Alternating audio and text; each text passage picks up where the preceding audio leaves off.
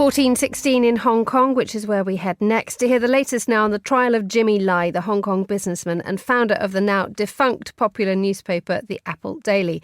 Mr. Lai, who's 77 and in frail health, faces life in prison if convicted of sedition and colluding with foreign forces. Well, I'm joined now by Adam Hancock, journalist covering Southeast Asia. He's based in Singapore and he joins me from there now. Good afternoon, Adam. Hello, good afternoon. Where are we up to? Because there was the trial was paused last week, wasn't it, because of Jimmy Lai's health?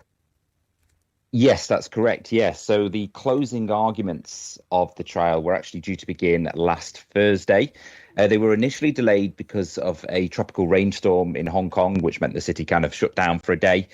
So they were adjourned to the following day. And then there were concerns over Jimmy Lai's health, as you mentioned. He has been suffering heart palpitations in prison, according to his legal team. And therefore, it was decided that there would need to be specialist equipment that could monitor his health whilst he was in court. He's 77 now, Jimmy Lai. He's been held for over 1,600 days, and his family and his defence team have repeatedly said about how concerned they are about his health, how it's deteriorating during his time in prison. You know, a lot of that time has been spent in solitary confinement. So there have been these concerns. People who have been in court the last couple of days said that Jimmy Lai looks noticeably thinner, a lot more frail than some of his previous occurrences. So on Friday, it was decided that on medical grounds, the trial would have to be adjourned again.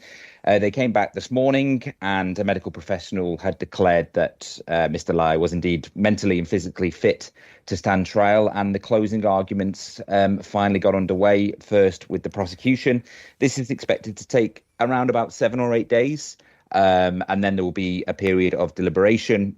So we still don't have an exact date yet on exactly when this trial will come to the end. It's been going on for a long time now. But we're still waiting to find out exactly when we will get a verdict in this case. Indeed. I mean, he was arrested, 5 years ago? So if you could just briefly recap what he's charged, he's suspected of doing, but also just how much Hong Kong has changed in the 5 years since his arrest.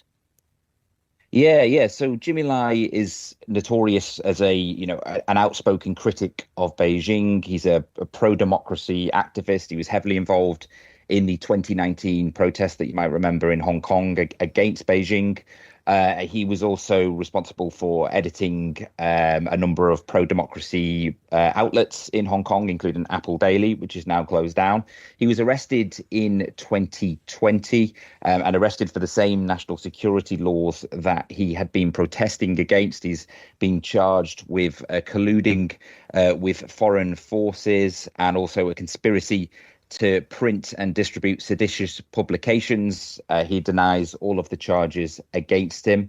And it really shows how life has changed in Hong Kong, as you said, since 2020, since China imposed the national security law just at the start of the pandemic. At the time, they said it was needed to really stabilize Hong Kong after, it'd been shaken by those protests the previous year. But the critics of this law say it's Beijing tightening down on dissent now. It used to be quite a vibrant protest hub, if you would call it that. But nowadays in Hong Kong, you can't protest. There's all of the sites where we used to see these protests, they no longer take place. There's a lot more control over the media. There's a lot more control over politics as well. We see these elections now where only so-called patriots are allowed to stand. You can barely call them elections, in all honesty, given that Beijing is effectively deciding the candidates. So there's really no free speech in Hong Kong anymore, particularly compared to how it used to be before the national security law was implemented.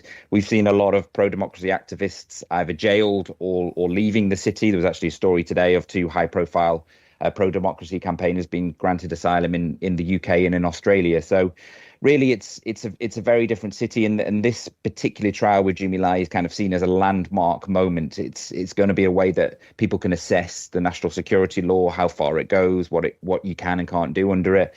And it's caught a lot of attention, particularly in the UK. He's a British citizen, Jimmy Lai, and even President Trump as well has vowed to try and save him. So there's so much attention on this case because I think it kind of summarises exactly how Hong Kong has changed in the last few years. Adam Hancock, based in Singapore, thank you so much for bringing us up to date on the trial of Jimmy Lai in Hong Kong.